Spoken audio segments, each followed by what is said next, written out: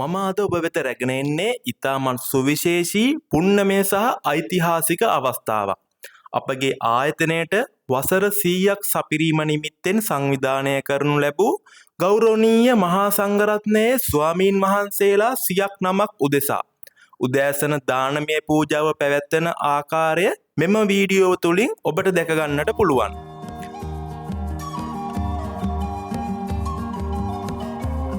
මෙම අවස්ථාව තවත් සුවිශේෂී වන්නේ මෙම පුණ්‍ය කර්මය පැවැත්වෙන්නේ ශ්‍රී ලංකාවේ එකම සහ දකුණු ආසියාවේ විශාලතම මානසික රෝගීන් සඳහා වෙන් වූ රෝහල් පරිශ්‍රයේ.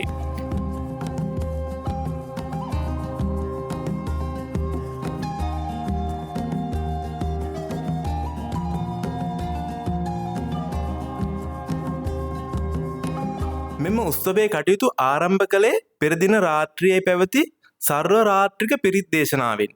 පිරිත් සජ්ජායනාවෙන් ආශිර්වාද ලැබූ පසු රෝහල් කාර්ය මණ්ඩලයේ සියලු දෙනාම එකමුතුව පසු දින දානමය පූජාව සාර්ථකව පැවැත්වීම සඳහා අවශ්‍ය සියලු සූදානම් කිරීම ආරම්භ කළා. දානශාලාව සකස් කිරීම, ආසන පිළියෙල කිරීම, දානය සඳහා අවශ්‍ය ආහාර හා පාන වර්ග පිළියෙල කිරීම, පූජා භාණ්ඩ සූදානම් කිරීම සහ පැමිණෙන ස්වාමින් වහන්සේලා ගෞරවයෙන් පිළිගැනීමට අවශ්‍ය සියලු කටයුතු ඉතා සංවිධානාත්මකව සිදු කෙරුණා.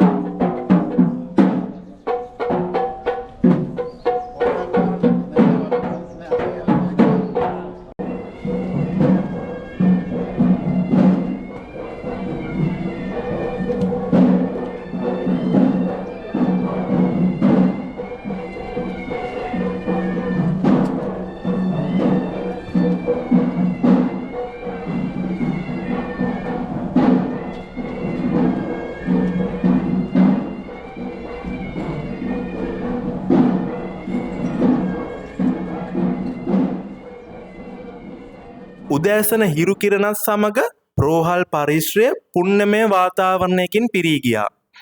ගෞරවනීය මහා සංඝරත්නය වැඩම කිරීමත් සමග ආගමික වතාවන් ආරම්භ වූ අතර ඉතා ගෞරවයෙන් සහ භක්තියෙන් යුතුව දානමය පූජාව සිදු කෙරුණා.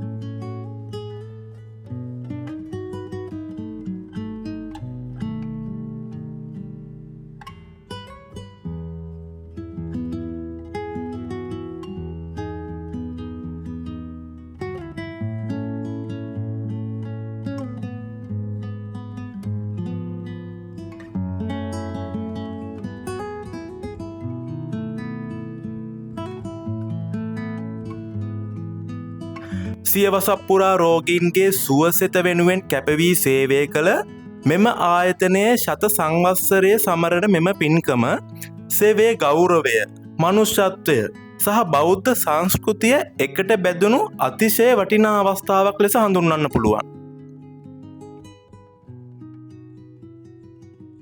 කාර්ය මණ්ඩලයේ සියලු දෙනාගේ කැපවීම, එකමුතුකම මෙම අවස්ථාවේදී ඉතා හොඳින් දැක ගන්න පුළුවන් වුණා.